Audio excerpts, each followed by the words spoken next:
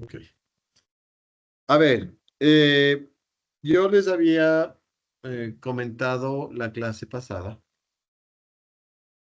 que en esta semana íbamos a tener la clase en la que se explicaría la metodología de análisis para el trabajo final. Esa clase se va a desarrollar el día jueves. En el caso de ustedes no es mucho problema porque coincide con su horario de clase. La única novedad, si ustedes quieren, es que la clase va a empezar a las 5 de la tarde para poder permitir que todos los profesores y todos los cursos se puedan integrar por diferentes situaciones que podrían surgir. Entonces, el jueves la clase va a empezar a las 5 y va a ser una clase ampliada, ¿no? Es una clase en la que estaremos todos los involucrados, es decir, los 4 cursos y también todos los profesores. Un poco quiero aprovechar también, aunque es una clase más o menos larga, digamos, la que vamos a tener el día jueves.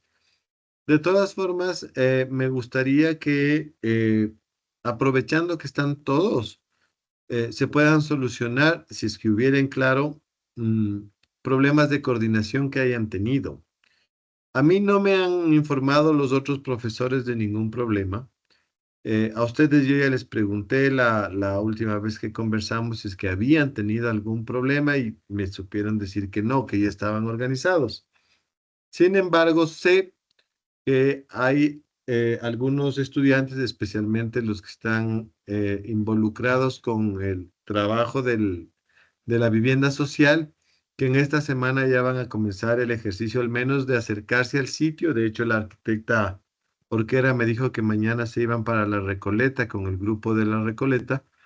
Y entonces sé que están ya programando esa primera actividad, obviamente para quienes les toca hacer levantamiento, como es el caso de esos 10 proyectos, lo mejor es que comiencen a recolectar la información, porque obviamente aunque es menor la cantidad de información que se puede tener de algunos proyectos que son en realidad algunos muy complejos, el hecho de tener que levantar físicamente sí puede tomarles un poco más de tiempo.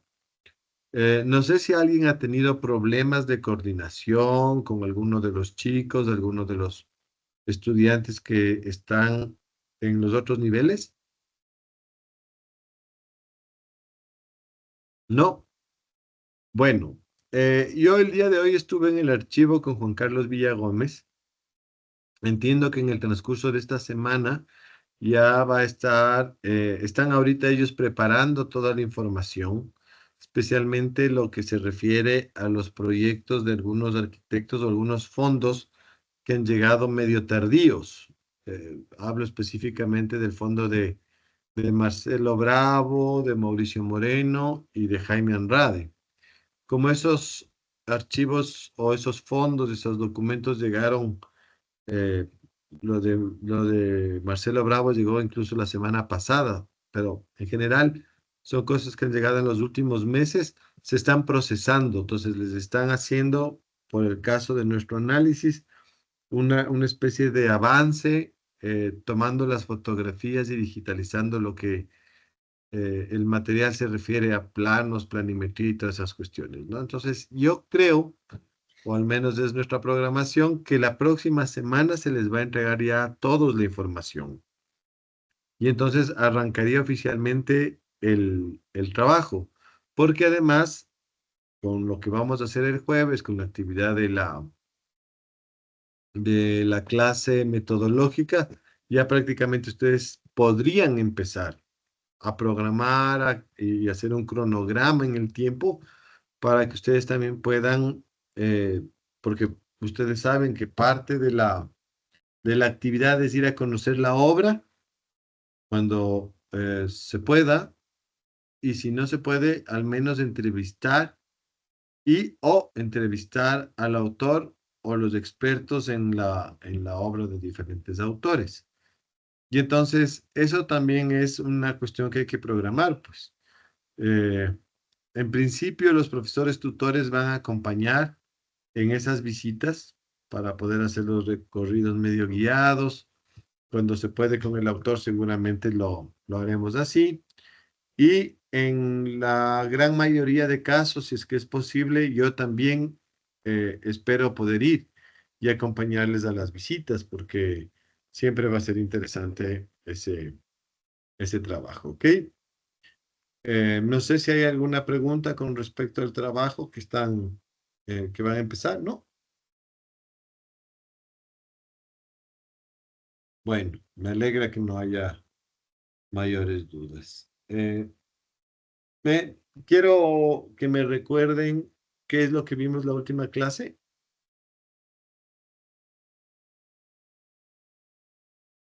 Siempre les voy a preguntar porque como tengo dos cursos y repito lo mismo, no sé hasta dónde llegué con cada curso, así que les voy a siempre medio molestar con esta cuestión porque no recuerdo qué es el último tema. Yo creo que con ustedes acabamos la clase del proto-racionalismo, del proto-modernismo, ¿verdad?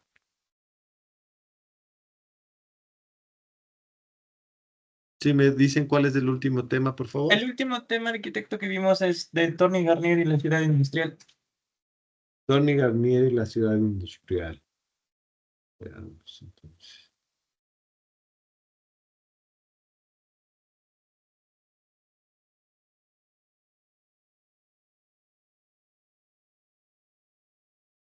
Ok, sí. Bueno, entonces vamos a conversar hoy de otro tema.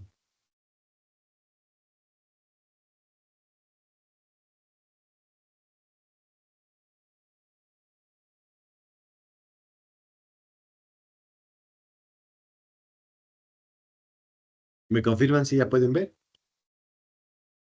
Sí, Sí, ya. Arqui. Bueno, quiero hoy conversar un poquito sobre un tema que si bien tiene cierta relación cronológica, porque ustedes, como les comenté en todo este proceso de hablar de estos diferentes autores de la protomodernidad, fíjense ustedes que tenemos el mismo lapso temporal.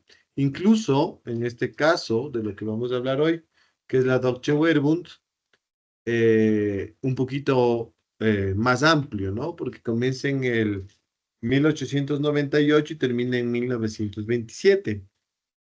Eh, yo les decía, no, cuando nosotros hablamos de esta cuestión de la modernidad, les decía, es un poco amplio, es ciertamente subjetivo como toda la historia, ¿no? Donde hay diferentes enfoques. Eh, Siempre estamos hablando de lo moderno.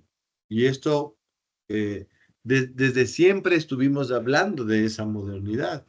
Ustedes hacían trabajos desde el 1880 prácticamente, y siempre se estuvo hablando de modernidad. E incluso me parece que con ustedes en algún momento les decía, en realidad, para mí al menos, y en eso coincido con algunos teóricos, hablamos de modernidad cuando hablamos desde el siglo XIV prácticamente, ¿no? Desde el inicio del sistema capitalista. Es así, cuando comenzó a haber un cambio, un giro importante en el sistema económico del mundo, de lo que hay un autor de apellido Wallenstein que habla del sistema mundo, ¿no? Es decir, el mundo visto como un gran sistema. Y entonces este sistema se mueve alrededor de otro sistema que es el sistema económico, ¿no? Que se impuso como prioridad en este nuevo sistema mundo. Es decir, el sistema en donde el capital, donde el dinero, donde los valores relacionados con las mercancías se han convertido prácticamente en el elemento más determinante de la organización social. Espérenme un ratito, chicos.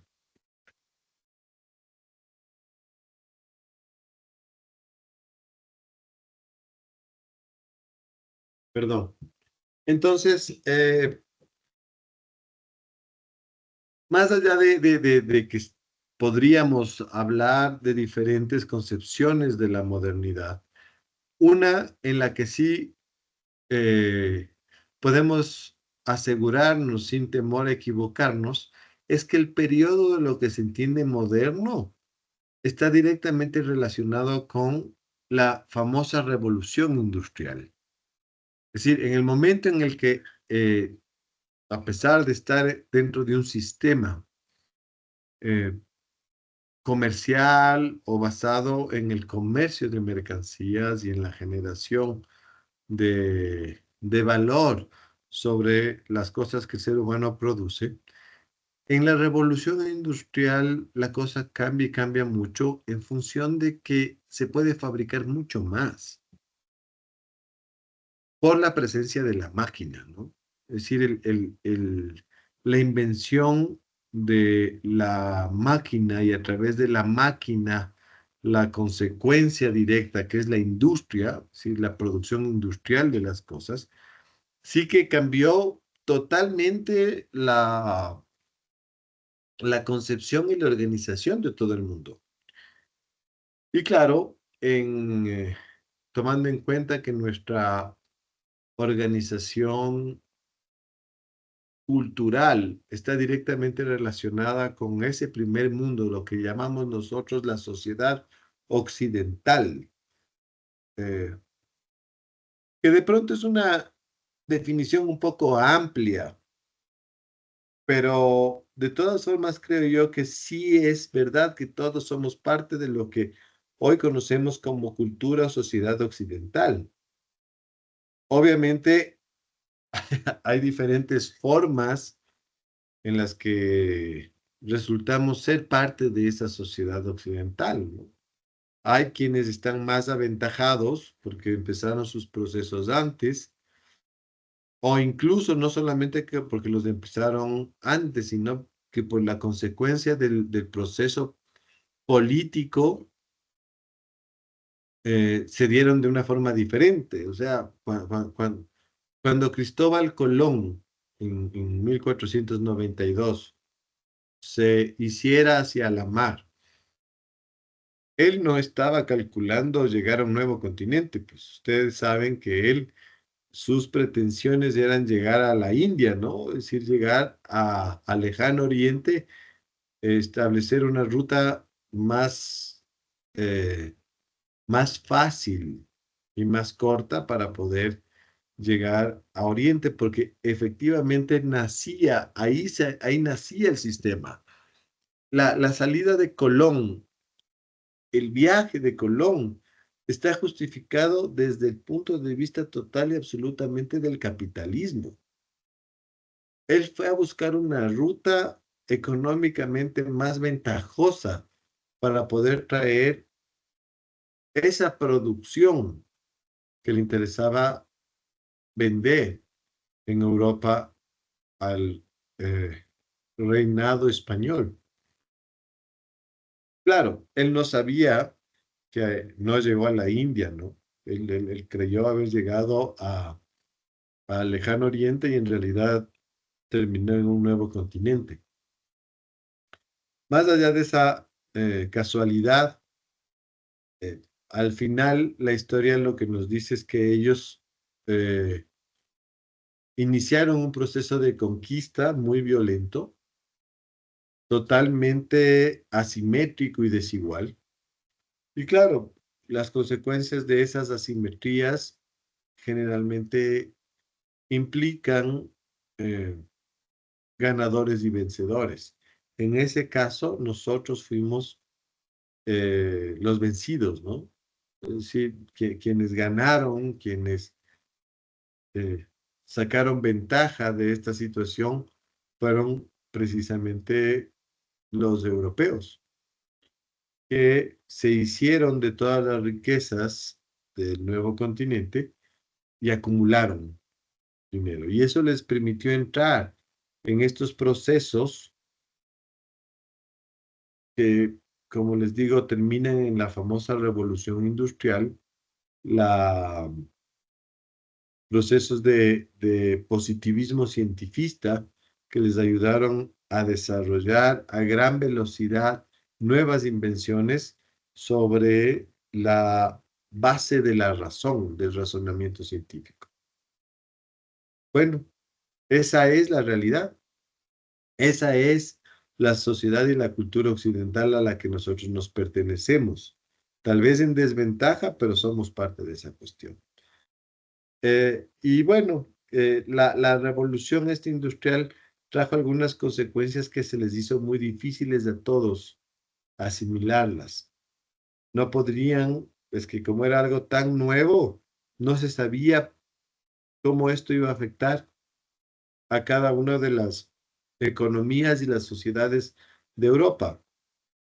Y vamos a centrarnos en la conversación hoy de la que posiblemente sea la más destacada desde el punto de vista de las consecuencias que va a tener para el futuro de nuestra profesión, que es la arquitectura, de manera específica, pero de manera general. Estas ideas que ya se vieron en las clases anteriores tuvieron consecuencias en el diseño de manera general. Y la arquitectura como una disciplina directamente relacionado al diseño. Y entonces estamos hablando de Alemania, ¿no? Y eso significa Deutsche, pues, alemana, Alemania, digamos. Entonces, quiero analizar el caso alemán eh, porque creo que es el que finalmente cambió las reglas y que nos ha traído como consecuencia final la arquitectura que tenemos hoy en día, ¿sí? Bueno, eso por un lado a manera de introducción, eh, aunque también hay una relación que hay que decirlo, como ustedes saben,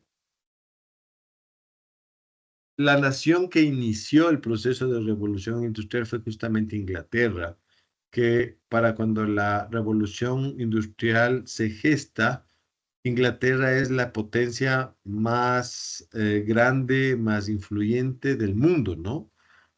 Eh, Han pasado ya algunos años en los que la que fuera en su momento la nación más poderosa del mundo, España, perdió muchísimos recursos, eh, malgastó, no supo prever el funcionamiento, no supo tampoco eh, utilizar bien sus recursos económicos, lo que sí llegó a ser Inglaterra, porque Inglaterra con una tradición científica eh, más importante, eh, muchos de estos recursos que le llegaron de los procesos de conquista los invirtieron justamente en desarrollo científico.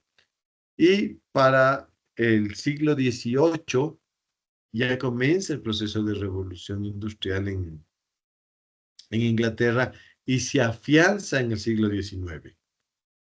Si ustedes ven, para 1850 en, en Inglaterra ya existe una industria establecida, una industria con varias aristas, ¿no? Con nuevos desarrollos en el área del transporte, todas las grandes fábricas de locomotoras, los motores a vapor, que comenzaron a generar grandes movimientos migratorios de personas y también de mercancías, época de los grandes transatlánticos, enormes embarcaciones, en fin, hay una suerte de desarrollo muy amplio en Inglaterra. Algo de eso habíamos hablado cuando conversábamos del caso de Charles Rennie Mackintosh y estas especies de alternativas a un mundo industrial que se comenzaba a mostrar con todo lo bueno y lo malo, ¿no? En Inglaterra. Lo cierto es que ellos fueron los primeros. Ellos estuvieron muy adelantados al resto de países de la Europa continental. Y claro, también iba a ser obvio que los otros países iban a mirar hacia Inglaterra para poder eh, redireccionar estos nuevos procesos industriales en sus respectivos países. Y entonces, eh, creo que en este caso hay una serie de figuras que, de las que hay que hablar. La primera, sin lugar a dudas, es este señor, Gottfried Semper, em, quien es el, el iniciador de este proceso que buscaba a la larga que la industria alemana pudiera convertirse en una industria competitiva a nivel europeo. No es que no había industria en Alemania, pero la industria alemana era de muy mala calidad. O sea, era imposible para los alemanes competir desde el punto de vista de la calidad de la producción con los ingleses. Y entonces a este señor, Gottfried Semper, que tenía ciertamente una posición política dentro del gobierno alemán, pero lo que es interesante es que Semper es arquitecto, es crítico y estudioso de la arquitectura, del arte, y le encargan un trabajo interesante, ¿no? Le dicen, bueno, señor Semper, queremos que usted organice a la industria, a los industriales alemanes, para la mejora de la calidad de la producción. ¿Cómo mejorar? ¿Cómo volvernos una industria competitiva? Fíjense ustedes que los alemanes estaban desde siempre muy involucrados en el desarrollo científico. Grandes pensadores, grandes filósofos, grandes científicos han existido en Alemania desde hace mucho tiempo. Sin embargo, no, ninguno de estos personajes, ni la base teórica que ellos tenían, les permitió organizar un proceso sólido de producción industrial. Y entonces le piden a Semper que genere ese cambio, que genere esas posibilidades de mejora de la industria alemana. Y a Semper no se le ocurre mejor idea que de pronto es razonable pensar así, que viajar a Inglaterra. Entonces decide irse a Inglaterra y hace un viaje en el año 1851. Fíjense, es justamente a mitad de siglo que llega Semper a Inglaterra y por eso les decía que ya cuando Semper llega, que es mediados del siglo XIX, estaba bien establecida la industria inglesa. Sí, en Gran Bretaña existía ya desde hace algunos buenos años una industria eficiente y lo que es más interesante, ¿no? Incluso ya hay unas primeras críticas al proceso industrial inglés y críticas válidas y funcionales. Lo que les voy a contar es solamente sobre como una especie de paréntesis, porque eso es una cosa que ustedes ya debieron haber visto. Eh, en la Inglaterra del siglo XIX se produce una especie de retorno, de regreso a la valoración del arte gótico y de las estéticas renacentistas. A todo este periodo se le conoce como el periodo victoriano, porque obviamente quien regentaba Inglaterra era la reina Victoria, tatarabuela del actual rey de Inglaterra, ¿no? Entonces la reina Victoria impuso una estética muy recargada, mm, ciertamente un poco ecléctica porque juntaba toda la... es como un momento de un último hervor de una estética barroca en rococó, incluso me atrevería a decir, en Inglaterra. Y claro, junto con esa estética que era muy recargada, vino una contrarrespuesta de un grupo que se llaman los prerrafaelistas, es decir, los autores que consideraban que el arte debía volver a ciertas producciones más influenciadas por el orden ético que el estético. Y entonces ellos creen que se debe volver al gótico, ¿no? Y claro, obviamente parte de esa producción está directamente relacionada con el hecho de involucrar la artesanía, el objeto artesanal.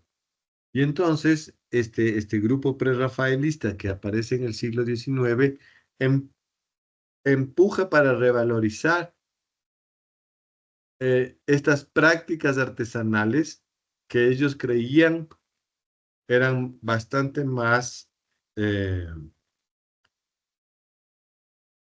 no sé si más identificadas con el quehacer del arte inglés. Consecuencia de eso en parte es lo que nosotros vimos con Mackintosh, ¿no? Que es escocés. O sea, hay un gusto por el objeto hecho a mano, ¿no? El arts and crafts. Esa es la razón por la que el movimiento arts and crafts existe en Inglaterra, con William Morris. Bueno, eso yo ya les había contado en la clase pasada. Lo cierto es que llega Semper a Londres y se encuentra con esa realidad. Y entonces fíjense ustedes que hay tres cosas que son importantes desde el punto de vista de la visión de Semper. Primera, Semper critica la producción arts and crafts, ¿no? Le ve como un retroceso. Él dice, ¿cómo es posible que los ingleses que hayan desarrollado tanto su propia industria sean los primeros críticos y traten de producir estos objetos hechos artesanalmente de nuevo, ¿no? Y entonces él dice, no, aquí hay un problema que no debo copiar, que no debo llevar como consecuencia a Alemania, ¿no? Es decir, no vale la pena eh, que yo me lleve esta, esta situación a Alemania. Pues, establece primero una posición crítica muy clara con respecto al movimiento Arts and Crafts. Y entonces, ¿qué queda? Queda la industria, ¿sí? La producción industrial. Entonces, se enfoca en estudiar muy claro, muy claramente, cómo funciona la industria inglesa. Y claro, descubre que básicamente la cuestión industrial obliga a un uso adecuado de los materiales. Sí, la industria funciona siempre y cuando se utilicen materiales de la propia industria. El acero, el vidrio producido por procesos industriales. No vamos a hablar de plásticos porque en esta época todavía no hay plásticos, pero hay una serie de materiales que se van desarrollando y que van apareciendo y que van cambiando incluso. Viejos materiales actualizados por la nueva producción industrial. Por ejemplo, el ladrillo, ¿no? El ladrillo dejó de ser un material producido de manera artesanal a- y pasó a ser un ladrillo producido por una industria. Es un ladrillo de muchísima mejor calidad en cuanto a resistencia y acabado, ¿no? Y de pronto de un precio similar al que se estaba haciendo de manera artesanal. Pero hay sobre todo, el material que va a cambiar la situación es el hierro y el acero, el metal. Y bueno, obviamente de este ejercicio comparativo, la mayor preocupación que va a tener Semper es eh, tratar de cambiar la calidad de la manufactura alemana. ¿Sí? Bueno, se queda Semper por un periodo de más o menos un año en Londres y regresa a Alemania. Y aquí se junta con este otro señor que se llama Hermann Mutesius. Mutesius, que también eh, viene del área de la cultura y de la arquitectura, decide, bueno, ambos, tanto Semper como Mutesius, les había dicho, son gente, son políticos, ¿no? Están involucradas en la política del Estado alemán y construyen una, aunque suene redundante, una nueva política para el desarrollo de la industria alemana. No se les ocurre mejor idea que esto. Una, eh, unir, y voy a ir desde abajo, ¿sí? En el caso de este diagrama. Unir a los dos grandes actores que podrían generar ese cambio. Por un lado, los empresarios, los dueños del dinero, los que podrían ser los encargados de montar la industria desde el punto de vista económico. Básicamente, los inversores que van a solventar la construcción de la industria, los empresarios. Pero fíjense lo que es interesante y que también es destacable desde este punto de vista de la historia, ¿no? Al pertenecer a una línea cultural, Mutesius y Semper proponen que quienes sean la contraparte para el progreso de la industria alemana sean los artistas.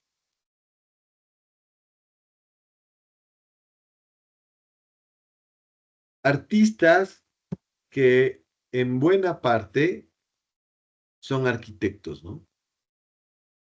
Acuérdense que estamos en un mundo de un arte y de una cultura completamente diferente a la que tenemos ahora. Es un mundo de las bellas artes que están muy ligadas a la academia universitaria. Entonces, la pintura, la escultura, la música, el teatro y naturalmente la arquitectura generalmente se aprenden en universidades, que son instituciones viejas, ¿no? Son instituciones muy tradicionales, incluso con ciertas, no sé si llamarle, bueno, ciertos defectos, digamos, ciertos defectos que conllevan la existencia de la institucionalidad, ¿no?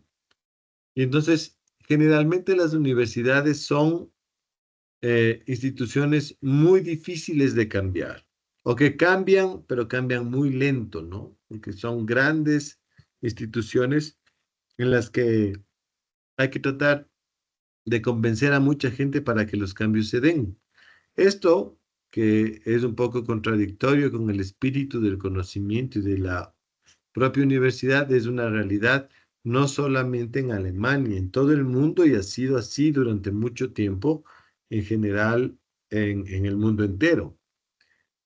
Y entonces, eh, Semper y Mutesius se dan cuenta que el cambio va a venir por la educación, pero no puede ser por la educación tradicional universitaria. Y entonces se les ocurre a estos dos grupos fundar una cosa que se llama la Deutsche Werbung en 1907, que no es otra cosa que una asociación entre empresarios y artistas para conformar una organización mixta que permita generar el cambio. Y ese cambio tiene que actuar en primera instancia sobre un proceso educativo. Como les digo, la universidad no podía ser, por todo lo que implica cambiar la universidad, y comienzan a repensar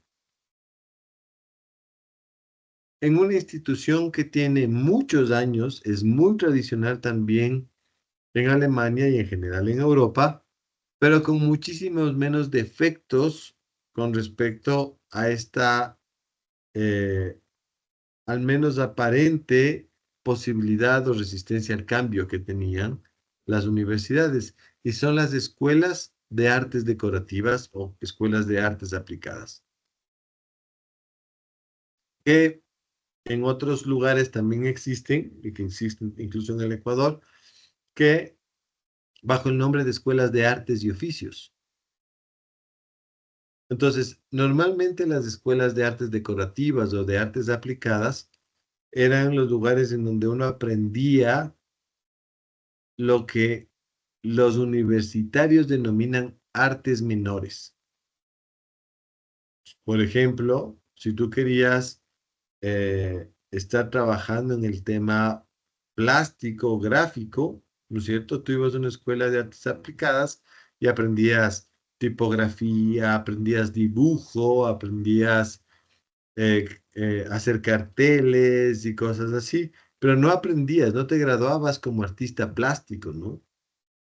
Estabas ahí aprendiendo profesiones más cortas y bastante más prácticas que las grandes artes que uno estudiaba en la Escuela de Bellas Artes. ¿Sí? Y entonces deciden estos dos personajes en Alemania incentivar a que las empresas contraten directamente a los graduados de las escuelas de artes decorativas. Y como son escuelas que enseñan oficios, son muy fáciles de cambiar en cuanto al aprendizaje, ¿no? Lo que enseñan. Y entonces, así se organizó esto de la Deutsche Welle, que además, desde el punto de vista conceptual, se, se trata de organizar alrededor de estos dos conceptos que aparecen aquí, el Zeitgeist y el Volkgeist. La traducción, más o menos, es el espíritu del tiempo, Zeitgeist, y el espíritu del pueblo, Volkgeist. ¿Sí? El Zeitgeist al que se adscribe la Deutsche Welle tiene que ver justamente con la modernidad, con el hecho de enfrentar los nuevos tiempos, el momento real en el que las cosas están pasando, tratar de entender estas nuevas dinámicas que están relacionadas con los procesos industriales. Si ustedes quieren, la reflexión viene más o menos, ustedes acordarán en las primeras clases cuando hacíamos la clase introductoria, yo les preguntaba con esa imagen de la carroza, ¿se acuerdan? Esa carroza forrada en oro, lindísima, y el Mercedes. Y yo les decía, bueno, ¿qué escogen, no? ¿La carroza o el Mercedes? Y aunque era de mucho menor valor, la gran mayoría escogía el Mercedes porque es obvio, ¿no? Porque el Mercedes tiene que ver con la realidad que vivimos ahora. Y entonces eso es Zeitgeist, aceptar el espíritu del tiempo, las cosas como son en el presente y pensando hacia el futuro, no volviendo al pasado, que claro, es obvio que eso es uno de los grandes defectos de la Escuela de Bellas Artes, ¿no? Las escuelas de Bellas Artes siempre están regresando en la historia, siempre. Igual que ustedes ahorita, ¿no? Fíjense, la arquitectura se aprende sobre la base histórica. Esa es una cosa que le pasa muchísimo a las profesiones universitarias. En su búsqueda de solidez teórica, casi siempre comienza analizando el pasado, lo que está detrás. En cambio, las escuelas de artes aplicadas, muy poco de teoría, muy poco de historia se ve, más bien solamente como una cuestión de cultura general, pero no de aplicación.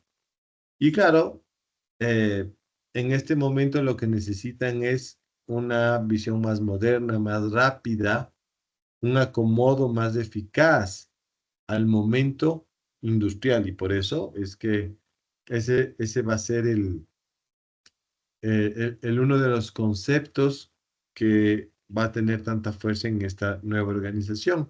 Y el otro es el Volksgeist o espíritu del pueblo, ¿no? La gente, ¿qué es lo que quiere la gente? Es escuchar a la gente, al común de eh, esto que los alemanes lo han entendido desde siempre, ¿no? La sabiduría de la masa, de las masas. La gente, qué es lo que quiere, qué es lo que necesita, qué es lo que está pidiendo. Y claro, en este momento en una Alemania ciertamente empobrecida por la Primera Guerra Mundial, la gente lo que quiere es trabajar, ¿sí? Y claro, esta necesidad de trabajo la puede suplir la industria, pues.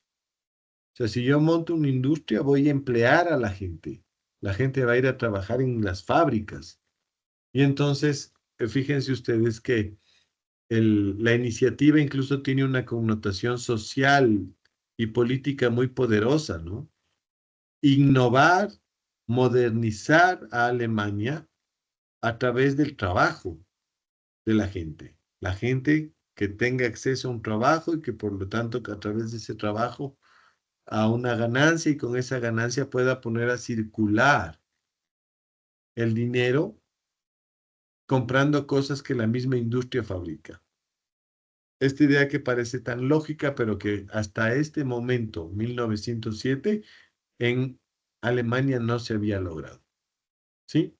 Esa fue el aporte, esa fue la visión de Semper y de Mutesius, que finalmente se fue eh, organizando y que tuvo como primer personaje, de pronto más interesante, este es el padre de toda la arquitectura moderna alemana, Peter Behrens, ¿sí?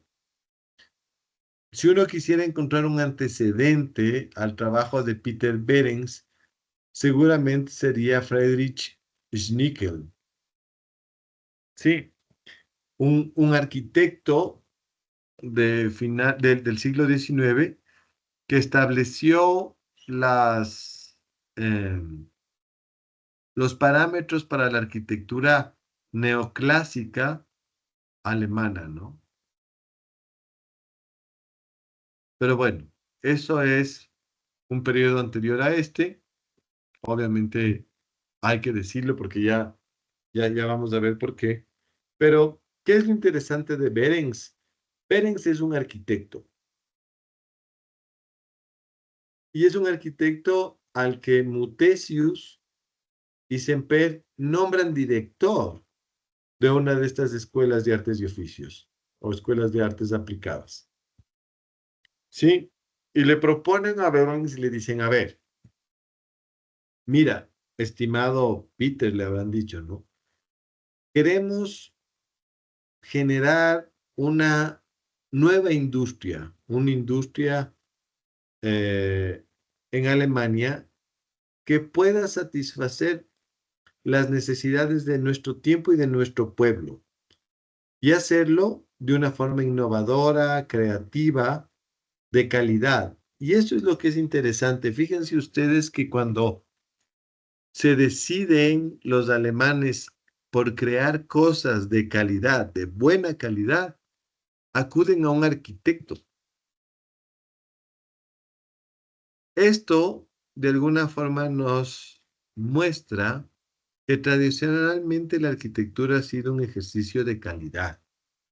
Tradicionalmente la arquitectura siempre, seguramente por su condición de ser una profesión costosa, es decir, que produce objetos costosos, siempre ha estado muy ligado al desarrollo del objeto en un nivel de detalle muy profundo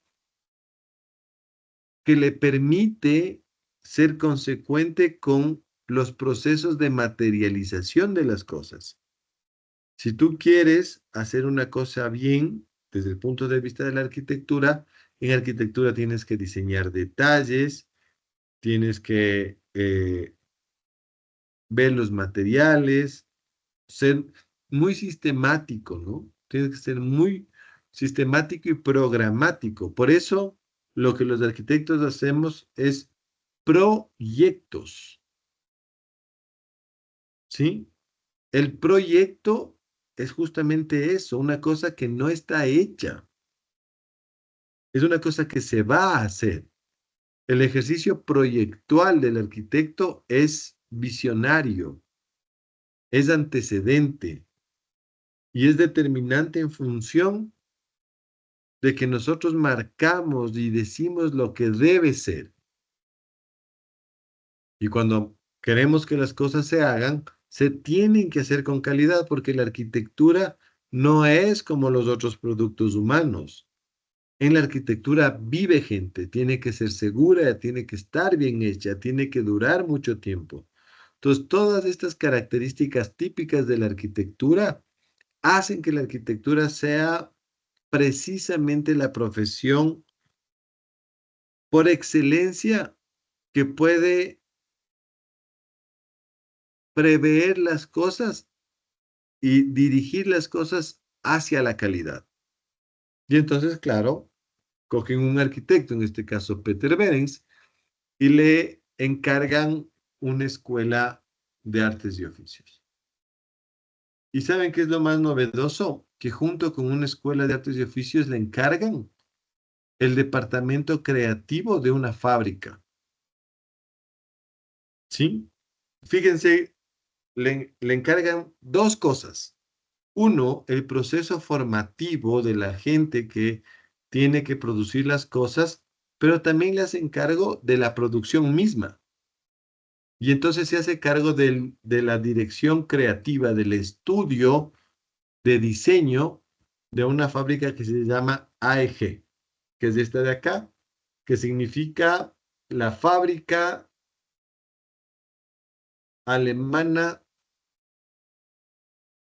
eléctrica, digamos, ¿no? Eh, sí, vendría a ser como como industria eléctrica alemana. Esa es más o menos la traducción. Y entonces toda esta gran industria, la AEG, comienza a desarrollar una gran cantidad de productos eléctricos, artefactos eléctricos, que van desde el más sencillo foco, como podemos ver en este cartel, ¿sí? Pasando por ventiladores, por luminarias e incluso, como ven en el cartel de la derecha, en este edificio que va a ser icónico porque lo diseñó Peter Behrens, esta es la fábrica de turbinas eléctricas. Entonces, la AEG es un enorme conglomerado industrial encargado de producir un montón de artefactos, máquinas y electrodomésticos, ¿no? todas las cuestiones eléctricas que funcionan con electricidad. Y Peter Behrens va a ser el encargado de diseñar todos esos artefactos. Entonces, el foco es diseño de la oficina o del departamento de diseño de la AEG. El ventilador es diseño del departamento creativo y de diseño de la AEG. La lámpara es diseño de Behrens y su equipo. Y entonces comienza un proceso que es muy, muy interesante. Los arquitectos se comienzan a especializar y a través de la Escuela de Artes y Oficios, lo que Peter Behrens va a dejar de educar a obreros y va a comenzar a educar a diseñadores.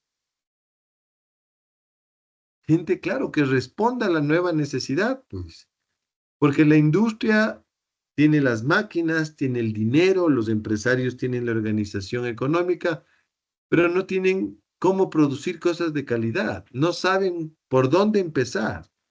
Y se tiene que empezar por un buen diseño. Y eso está súper claro, Peter Behrens. ¿Sí?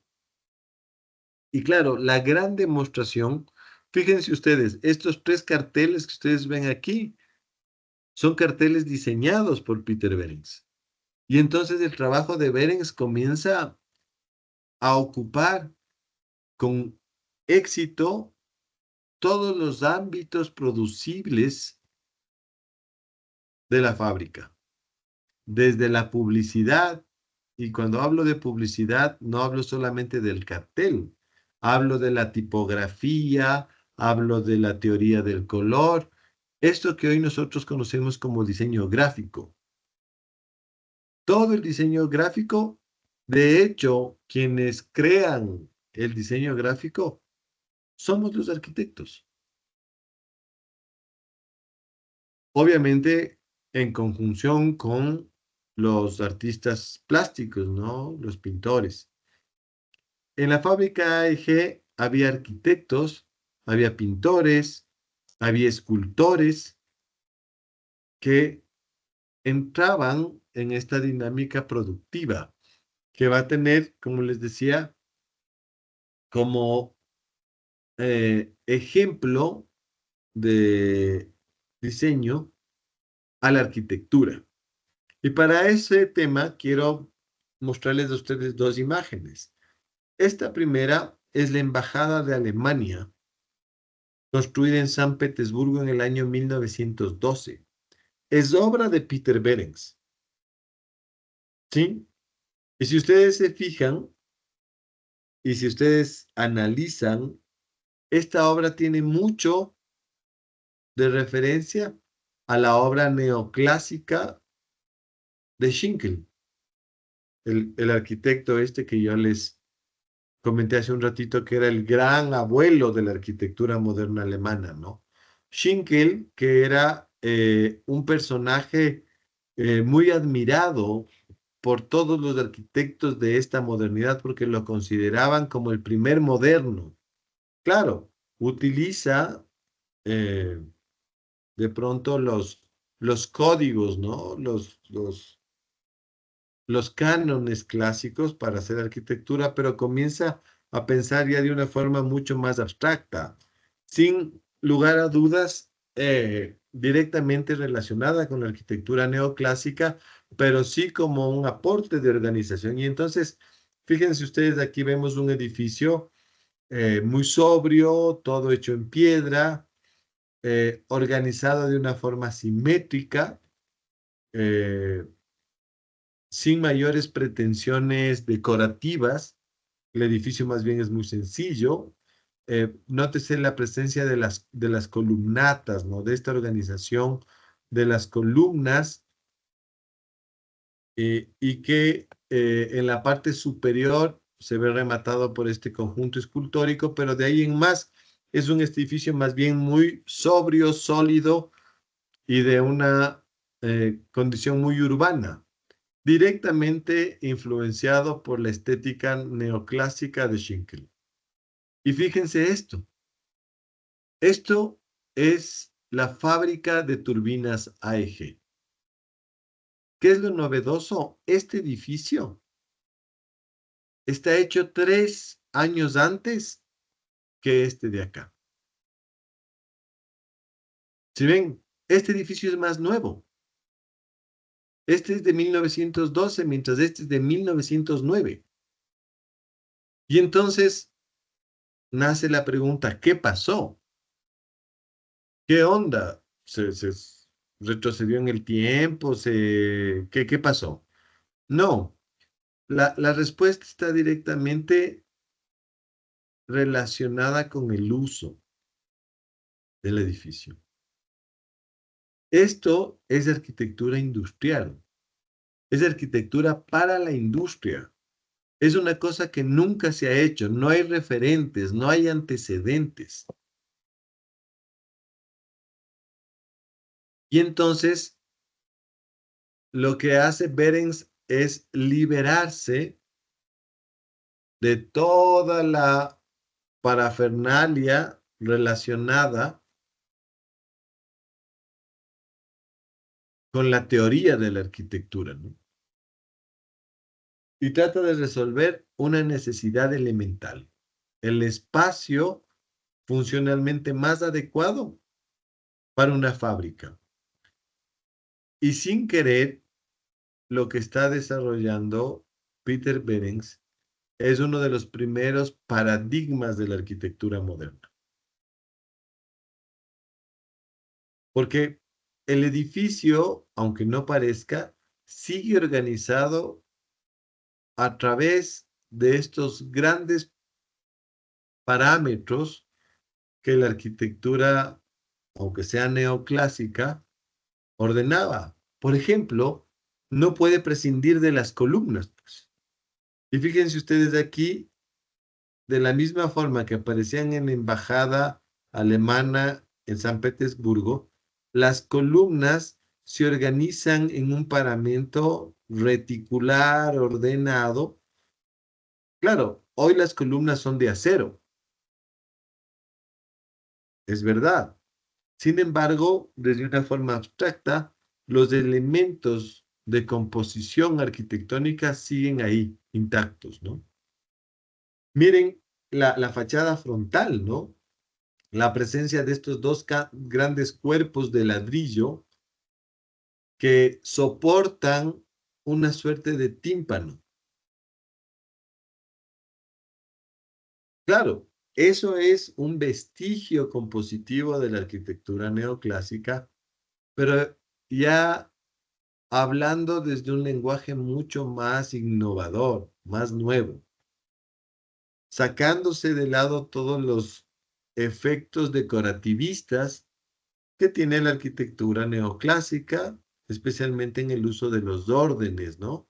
Y de los elementos decorativos como las cornisas, como las molduras, capiteles, basamentos, todas esas cuestiones que son tan propias de la estética arquitectónica civil, digamos.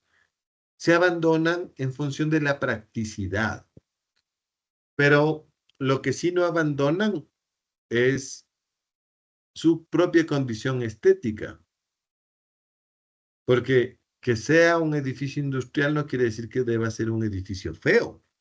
Y eso lo tiene súper claro Peter Behrens, ¿no? Y entonces hace este edificio que es magnífico para la época, bueno, sigue siendo magnífico desde mi punto de vista, porque con muy pocos recursos, es un edificio que cuesta muchísimo menos que un edificio civil, logra su propósito, ¿no? Que no es otro que este, un enorme hangar para la fabricación de turbinas, que fíjense ustedes, está resuelto de una forma muy técnica, ¿no? El primer problema de la época es la luz. O sea, uno necesita luz para poder fabricar cosas. Y entonces no se le ocurre mejor solución que convertir la, el hangar prácticamente en una caja de cristal, ¿no? Iluminado por los lados e iluminado por arriba, ¿no? Con una luz cenital. Pero fíjense ustedes que el espacio que está tan bien iluminado es un espacio muy flexible, muy cómodo, que permite el ingreso de grandes objetos, una distribución eh, eh, bastante flexible de las máquinas, de los equipos de fabricación. Fíjense ustedes que incluye sistemas de rieles, ¿no? Para tener grúas de montaje, porque obviamente van a manejar grandes elementos muy grandes, ¿no? Una turbina, es un elemento de importantes dimensiones y pesos, entonces se han incorporado grúas, es decir, se incorporan muchas cosas que son innovaciones propias de una industria, que hoy las vemos normales, pero que en ese momento resultaban eh, cosas muy nuevas, muchas de estas nunca antes vistas. Y claro, el edificio tuvo un éxito, como se imaginarán, pero notable, ¿no? Claro, era una fábrica muy eficiente, muy bien diseñada, muy bien construida, que funcionaba muy bien. Y claro, y entonces comenzaron a notarse muchos puntos estas, este grupo de la Deutsche Werkbund, ¿no? Todo el mundo que quería poner una industria, obviamente va a querer fábricas de este tipo, pues. Ahora, ¿qué es lo que pasó? Peter Behrens, como se podrán imaginar, estaba repleto de trabajo, pues. Su estudio, que era ya un estudio muy grande, estaba completamente a cargo de la AEG, entre otros proyectos personales, proyectos que no es que eran cositas, ¿no? Como les mostré, o sea, hacer la embajada de tu país en la nueva capital de la gran potencia del mundo, que es la Unión Soviética, es tener muchísimo trabajo. Y entonces ya no le alcanzaba.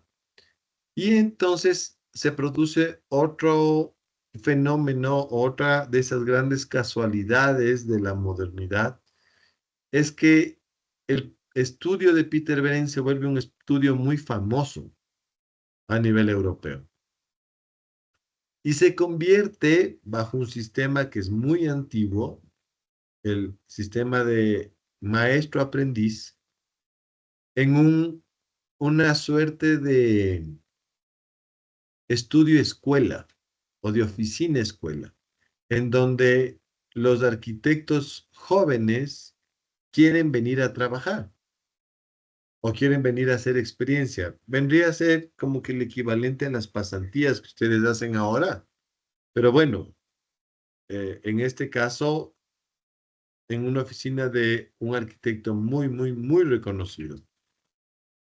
Y entonces, dentro de ese grupo, el más destacable de los pupilos de Peter Behrens es Walter Gropius. Ya este sí que ya lo ubicamos porque es uno de los cuatro grandes maestros de la arquitectura moderna del mundo, ¿no?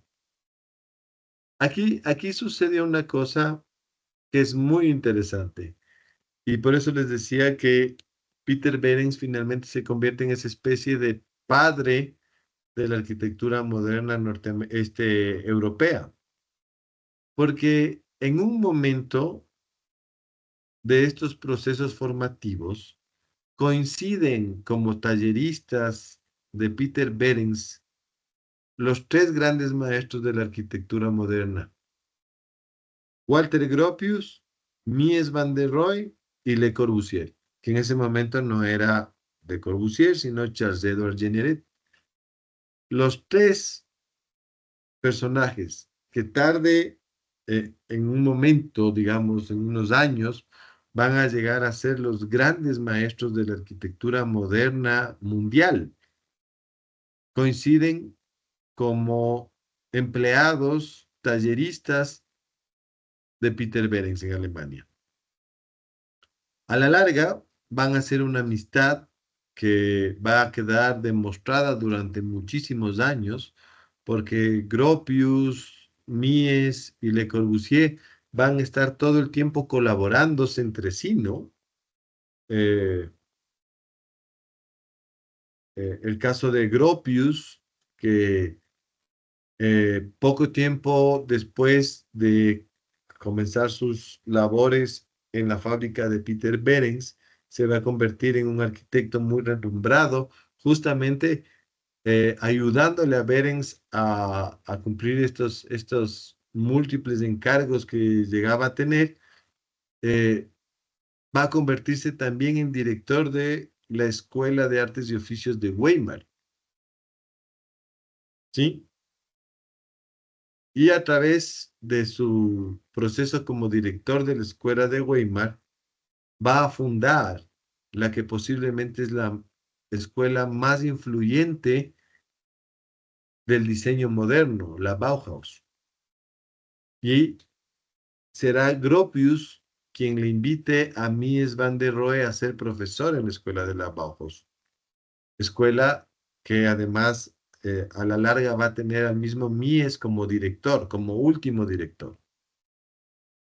Otro caso de esta amistad es el proyecto que haría, que organizaría Mies van der Rohe para desarrollar una ciudadela moderna en Frankfurt, en donde va a invitarles, entre otros, al mismo Walter Gropius y a Le Corbusier para que hagan proyectos de casas en esta suerte de urbanización experimental. Entonces, fíjense ustedes que es interesante porque se juntaron, se unieron y entonces los tres recibieron una influencia directa de Peter Behrens, ¿no?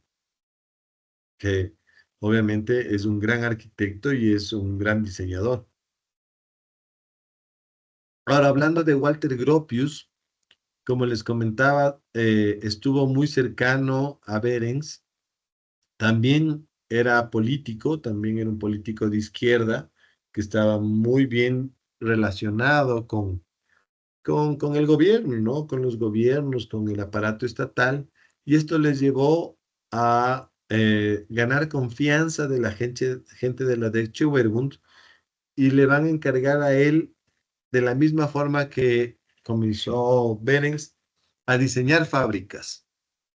La más conocida, la más reconocida de todas estas es justamente la que están viendo en pantalla, que es la fábrica Fagus, que es una empresa que fabricaba suelas de zapato, ¿no? ¿Sí?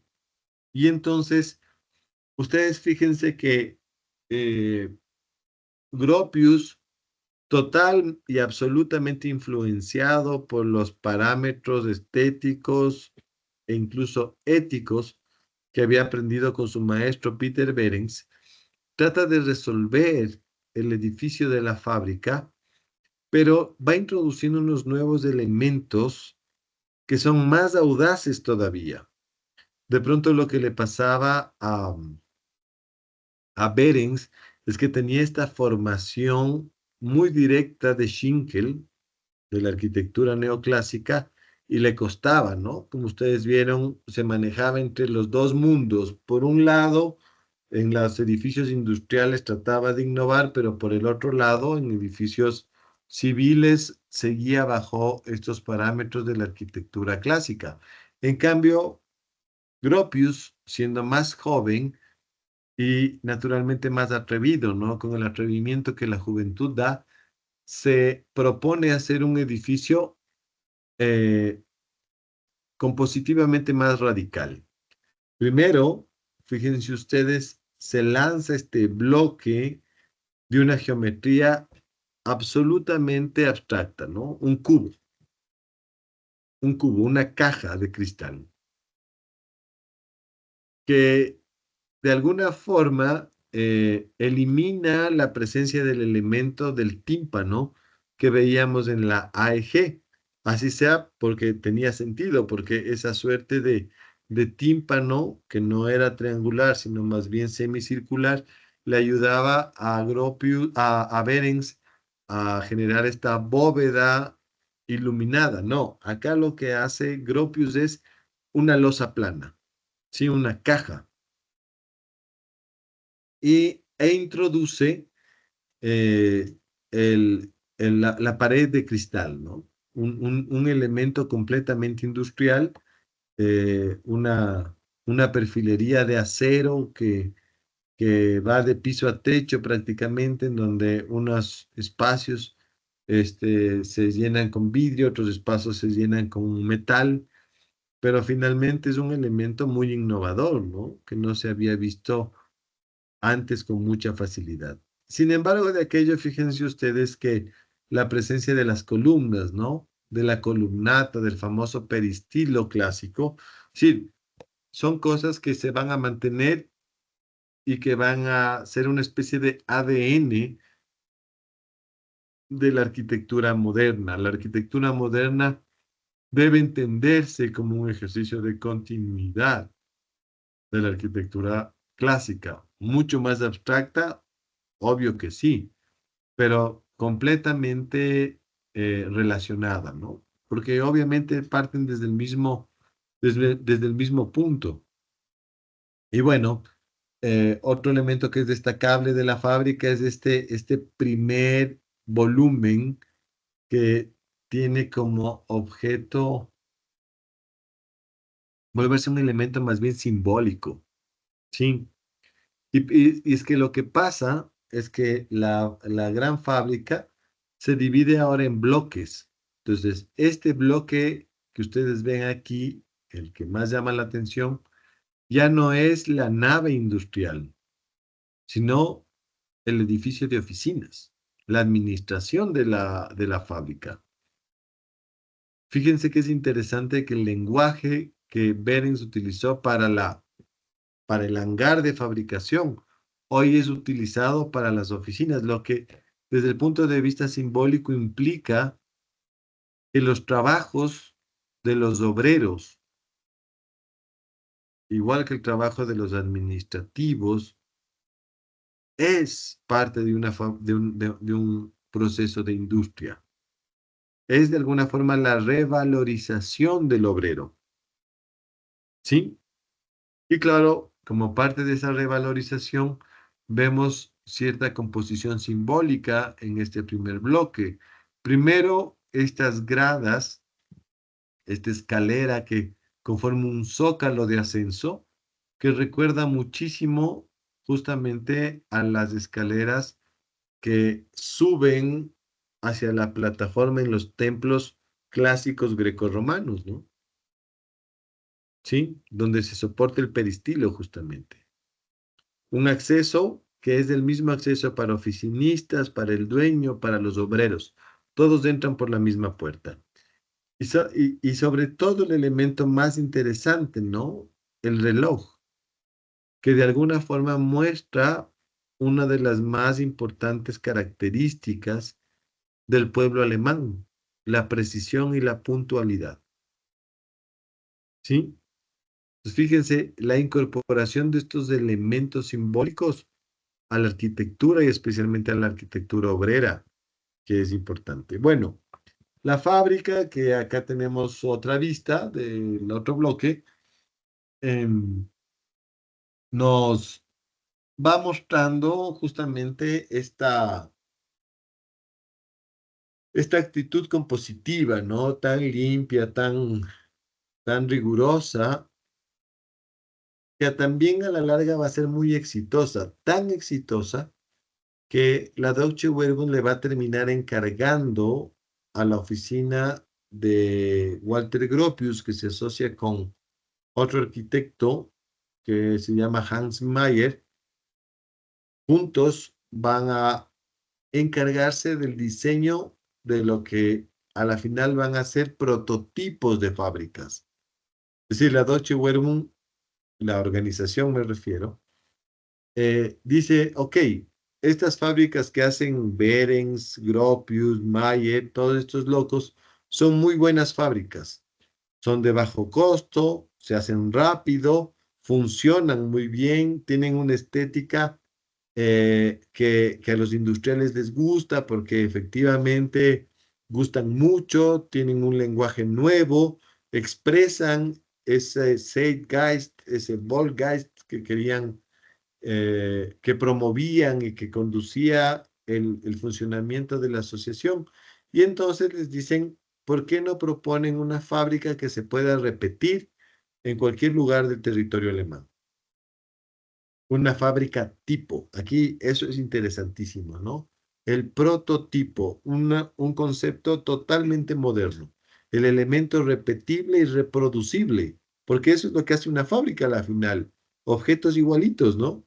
Entonces dice, a ver, si nosotros fabricamos cosas igualitas, ¿qué de malo tiene fabricar fábricas igualitas?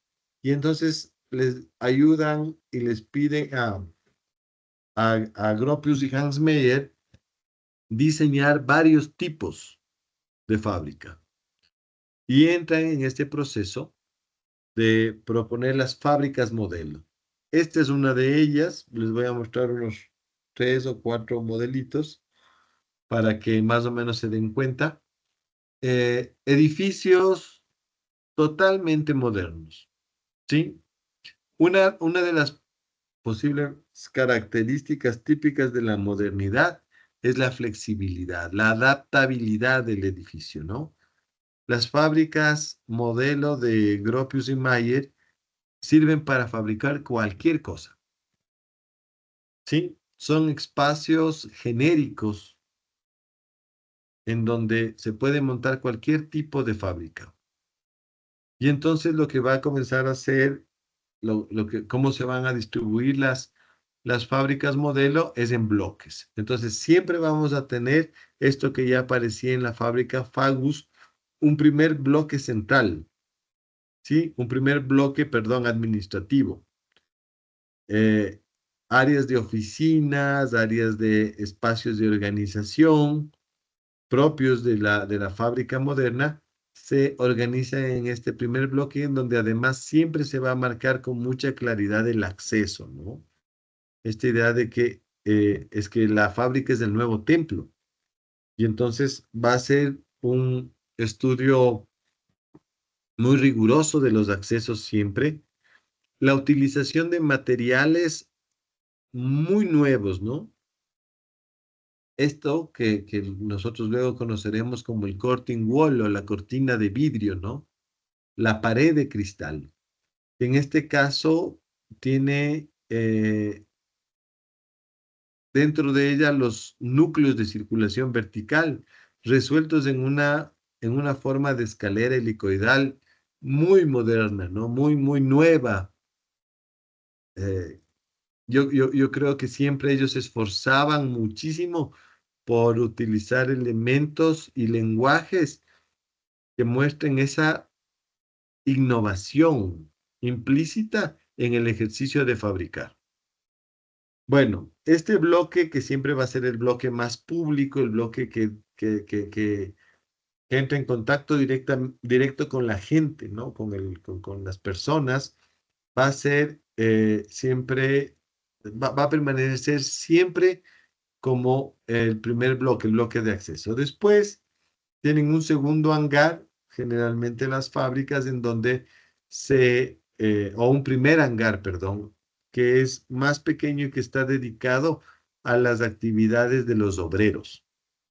Entonces ahí están cambiadores, duchas, espacios de aseo, cocinas y comedores, y oficinas de organización de los obreros. Sí, esas oficinas en donde normalmente uno va, se queja o pide permiso, ahí están la gente que tiene relación directa con el obrero, con el personal. Entonces, esta es una suerte de hangar para los recursos humanos, ¿no? Para las personas. Y al fondo, y ustedes pueden ver, está el gran hangar, la gran sala de trabajo, ¿no? De fabricación, donde están las máquinas y los procesos de fabricación se hacen. Siempre al lado de ese gran hangar aparece la sala de máquinas, ¿sí? La sala de energía, los generadores de energía, los cuartos mecánicos, y las áreas de mantenimiento. Entonces, esta es una organización tipo. Fíjense ustedes acá, otra fachada frontal, otro diseño del bloque eh, de la fábrica, ¿no? En donde ustedes pueden ver básicamente lo mismo, ¿no? El bloque de oficinas, tal vez con otro lenguaje, porque aquí la puerta es un poco diferente. Las oficinas, otra vez la utilización de la pared de vidrio, ¿no? De la superficie de vidrio que habría nacido con mucho éxito en la AEG de Peter Behrens. Y fíjense aquí una planta en donde más o menos se muestra la organización de lo que les decía. Por un lado, este primer bloque, que es el bloque de oficinas.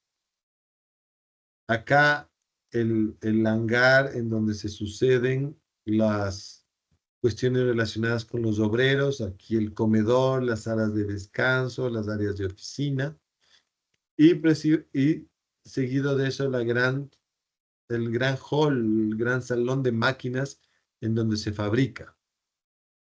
Junto con eso, el elemento de, de potencia, digamos, ¿no?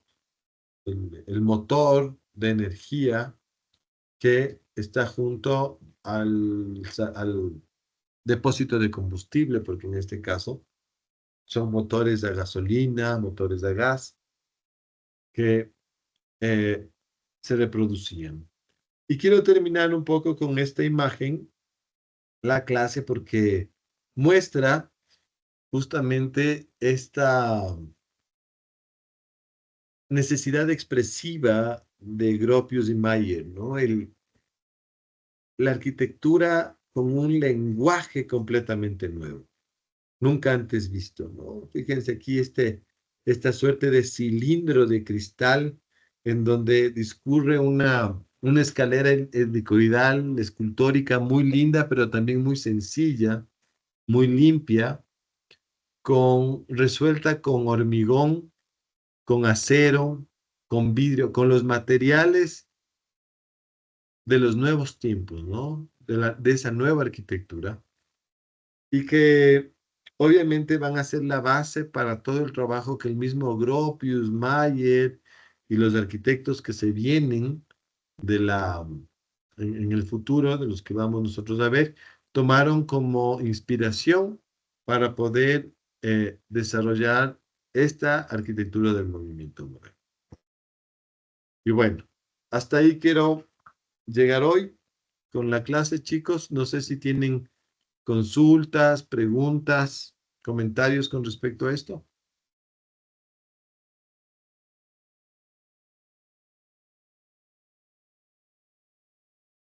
Nada, todo clarísimo.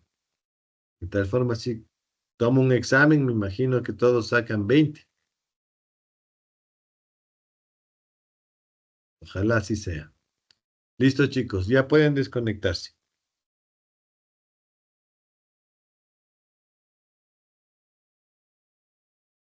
Esto firmo mañana por si acaso, ¿no? Listo. Hasta luego, Chao. aquí. Hasta Hasta luego, luego. aquí. Chao. Bye bye.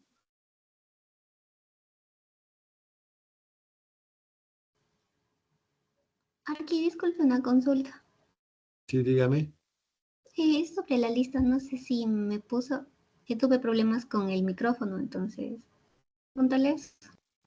A ver, Emilio de la casa, si no te he puesto.